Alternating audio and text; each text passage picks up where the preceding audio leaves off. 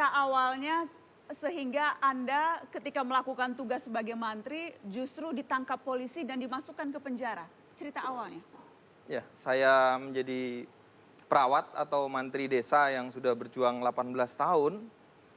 Tiba-tiba saya harus mengalami kejadian kasus hukum yang di luar dugaan saya sebagai seorang perawat gitu. Di mana pada saat itu,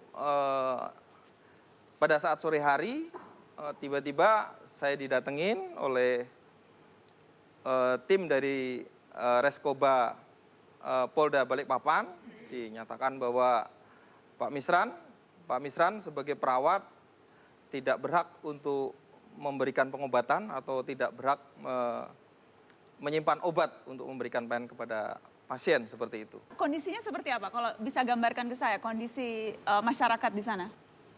Kalau kondisi masyarakat di Kuala Samboja itu rata-rata penduduknya menengah ke bawah. Karena di sana di desa, di puskesmas pembantu memang sampai sekarang juga aturannya tidak ada dokter, tidak ada apotik di situ.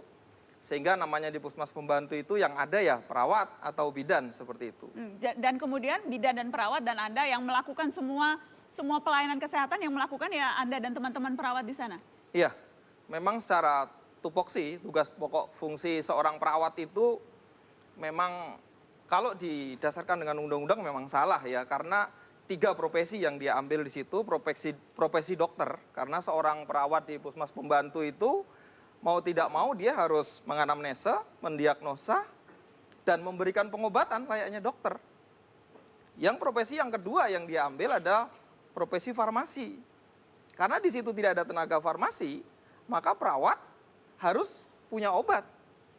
Harus bisa menyimpan obat dan harus bisa memberikan obat. Itu tupoksi sesuai dengan tugas dan wewenang yang diberikan ke kita. Dan itulah yang sehari-hari Anda lakukan selama belasan tahun? Ya, seperti itu, Bu. Ketika Anda masuk penjara, apakah itu sempat membuat was-was teman-teman Anda yang lain? Bagaimana situasinya ketika itu? Ketika tiba-tiba Anda dinyatakan bersalah melakukan tindakan yang di luar kewenangan Anda? Ya, sebetulnya saat hari pertama saya ditangkap itu semua institusi kaget dan dia langsung datengin saya ke tahanan Polda. Semua kepala dinas, anggota dewan, semua itu datengin saya, ini harus dikeluarin. Karena teman perawat satu disakitin, semua perawat se-Indonesia ini akan bernasib sama nantinya.